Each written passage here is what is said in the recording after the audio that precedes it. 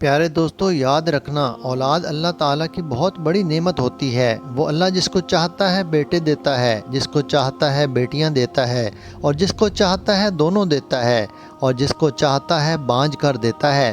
مگر جب بچوں کے سر سے والدین کا سایہ اٹھ جائے تو ہمیشہ عزیز رشتہ داروں کو ان کی یتیمی پر رحم کھاتے ہوئے کفالت کا حق ادا کرنا چاہیے۔ مگر جو لوگ یتیموں کا مال کھاتے ہیں وہ حقیقت میں اپنے پیٹوں میں آگ بھرتے ہیں۔ آج کی اس ویڈیو میں ہم آپ کو ایسے ہی دو بچیوں کا واقعہ سنائیں گے جن کے والدین کی وفات کے بعد چاچی نے ان کے اوپر ظلم کے پہاڑ توڑ دیے۔ پھر اس کے ساتھ کیا ہوا یہ سن کر آپ کے رونگٹے کھڑے ہو جائیں گے، لہٰذا آپ سے گزارش ہے کہ اس ویڈیو کو آخر تک ضرور دیکھیں۔ پیارے دوستو، سورج اپنی پوری تپش کے ساتھ آسمان پر چمک رہا تھا۔ چاروں طرف روشنی پھیلی ہوئی تھی، مگر اس اجالے کے بیچ دو ننھی زندگیوں میں گہرا اندھیرا چھایا ہوا تھا۔ وہ دو معصوم بچیاں تھیں، فاطمہ اور اسما۔ عمر صرف 5 سال، چھوٹے چھوٹے چہرے، معصوم آنکھیں، مگر ان آنکھوں میں بچپن کی چمک نہیں تھی بلکہ درد اور غم بھرا ہوا تھا۔ دونوں اپنی ماں کی قبر کے پاس بیٹھی تھیں، مٹی کو ہاتھوں سے چھوتے ہوئے رو رہی تھیں۔ ان کی کانپتی ہوئی آواز بار بار ایک ہی بات کہہ رہی تھی، اماں واپس آ جاؤ نا، ہمیں بھوک لگی ہے، چاچی ہمیں مارتی ہے، ہمیں آپ کی بہت یاد آتی ہے۔ ہوا جیسے رک گئی تھی، آس پاس کا ماحول خاموش تھا۔ ایسا لگ رہا تھا جیسے پورا آسمان ان کی پکار سن رہا ہو۔ ان کے آنسو قبر کی مٹی میں گر کر جیسے ایک خاموش دعا بن رہے تھے۔ کچھ دیر بعد دونوں بچیاں اٹھیں۔ ان کے چھوٹے چھوٹے ہاتھوں میں اب کھلونے نہیں بلکہ ذمہ داریاں تھیں۔ یہ کنویں کی طرف بڑھیں اور وہاں سے پانی بھرنے لگیں۔ سورج سر پر تھا، زمین گرم تھی، مگر ان کے چہرے پر کوئی شکایت نہیں تھی۔ بھری ہوئی بالٹیاں کندھوں پر رکھ کر وہ دھیرے دھیرے گھر کی طرف چل پڑیں۔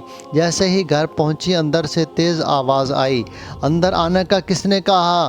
جاؤ پہلے کام ختم کرو۔ یہ ان کی چاچی کی آواز تھی، سخت، کڑوی اور بے رحم۔ فاطمہ نے ڈرتے ہوئے کہا، چاچی سارا کام کر لیا ہے، بس تھوڑی بھوک لگی ہے۔ یہ سنتے ہی چاچی کا غصہ اور بڑھ گیا۔ بھوک؟ تمہیں تو ہر وقت بھوک لگتی ہے، جاؤ پہلے کپڑے دھو، پھر کھانا ملے گا۔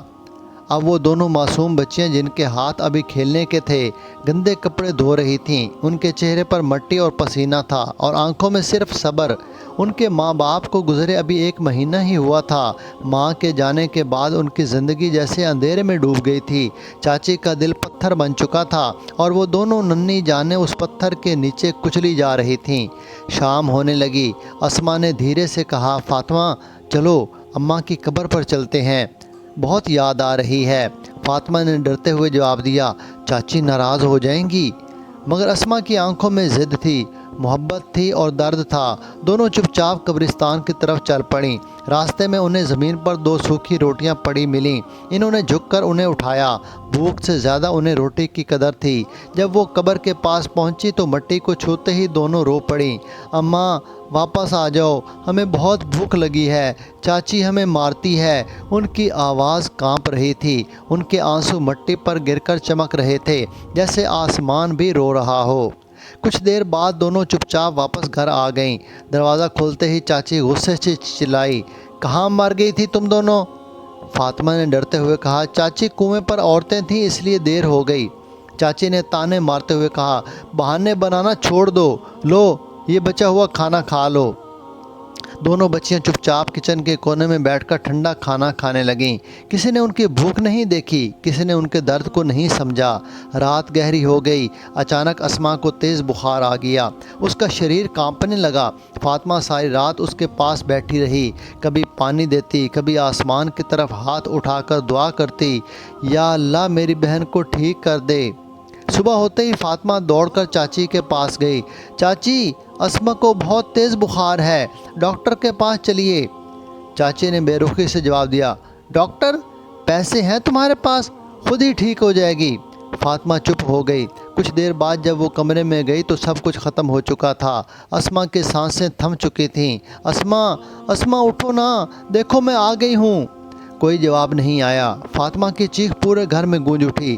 اس دن قبرستان کی مٹی نے ایک اور معصوم کو اپنے اندر سمو لیا اور فاطمہ بالکل اکیلی رہ گئی۔ اسماء کے جانے کے بعد فاطمہ کی دنیا پوری طرح بدل چکی تھی۔ اب اس کے پاس نہ ماں تھی، نہ بہن، اور نہ ہی کوئی اپنا۔ وہ ہر روز اپنی بہن کی قبر پر جاتی، مٹی کو ہاتھوں سے سہلاتی اور دھیمی آواز میں کہتی، اسماء دیکھو، میں اب بھی زندہ ہوں، مگر تمہارے بنا کچھ بھی اچھا نہیں لگتا۔ اس کی آنکھوں میں آنسو ہوتے، مگر اب وہ چپ رہنا سیکھ چکی تھی۔ گھر میں چاچی کا رویہ پہلے سے بھی زیادہ سخت ہو گیا تھا۔ وہ فاطمہ سے دن رات کام کرواتی، مگر بدلے میں صرف طعنے، جیسے فاطمہ کوئی انسان نہیں بلکہ ایک بوجھ ہو۔ وقت گزرتا گیا اور اس نے جوانی میں قدم رکھ لیا۔ ایک دن چاچی کے چہرے پر عجیب سی مسکان تھی۔ وہ آئینے کے سامنے کھڑی خود سے بات کر رہی تھی، اس منحوس کو اب ہمیشہ کے لیے ختم کرنا ہوگا۔ اگلی صبح چاچی نے پہلی بار فاطمہ کو نرمی سے آواز دی، بیٹی ذرا کنویں سے پانی بھر لاؤ، کپڑے دھونے ہیں۔ بیٹی کا لفظ سن کر فاطمہ ایک پل کے لیے چونک گئی۔ اس کے دل میں ہلکی سی امید جاگی، مگر وہ کچھ بولے بنا گھڑا اٹھا کر چل پڑی۔ سورج ڈھل رہا تھا، چاروں طرف سناٹا تھا۔ فاطمہ کنویں کے پاس پہنچی اور پانی بھرنے لگی۔ اس نے پانی میں اپنا چہرہ دیکھا، ایک تھکی ہوئی اداس لڑکی جو اپنی پہچان کھو چکی تھی۔ جیسے ہی وہ مڑی، اچانک پیچھے سے کسی نے اس کے منہ پر کپڑا رکھ دیا۔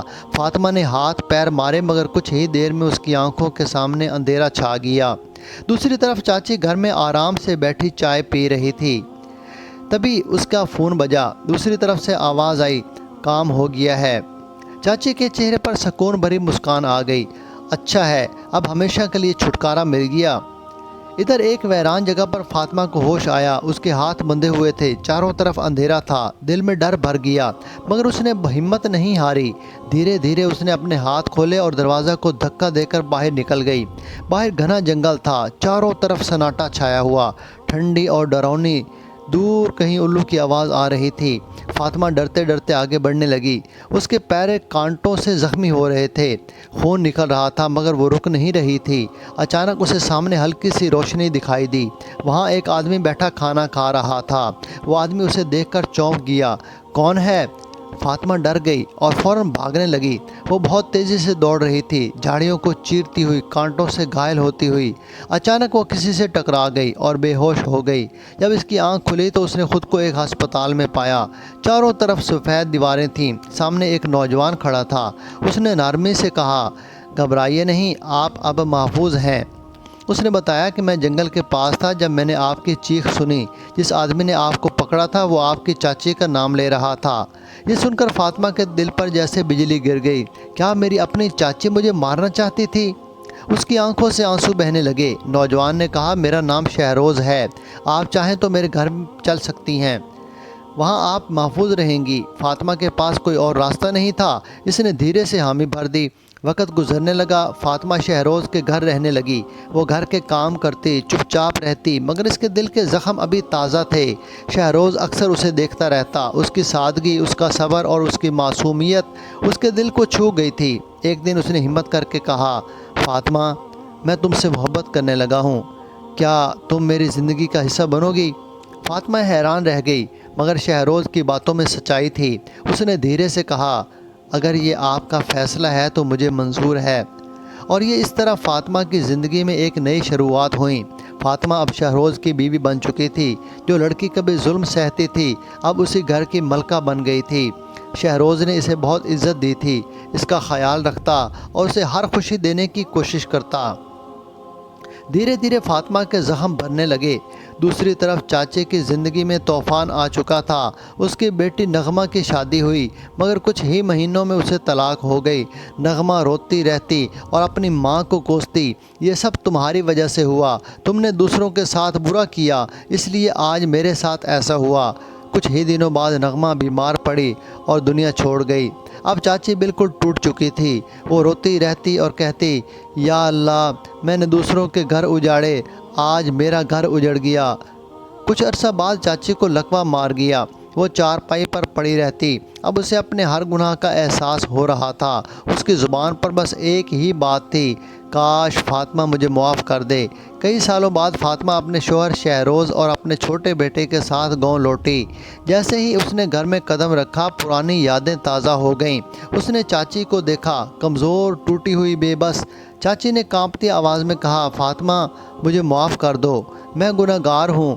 فاطمہ کی آنکھوں میں آنسو آ گئے اور آگے بڑھی، چاچی کا ہاتھ پکڑا اور کہا، چاچی اب سب ختم ہو چکا ہے، میں نے آپ کو معاف کر دیا۔ یہ سنتے ہی چاچی کے چہرے پر ہلکی مسکان آئی اور اس کی سانس رک گئی۔ وہ صرف اسی پل کا انتظار کر رہی تھی۔ فاطمہ رو پڑی مگر اس کے دل کو سکون مل گیا۔ اب اس کی زندگی خوشیوں سے بھر گئی تھی۔ وہ ہمیشہ کہتی، اللہ دیر سے انصاف دیتا ہے مگر دیتا ضرور ہے۔ تو پیارے دوستو، امید ہے آپ کو پسند آئی ہوگی ویڈیو ہماری۔ سبسکرائب کریں۔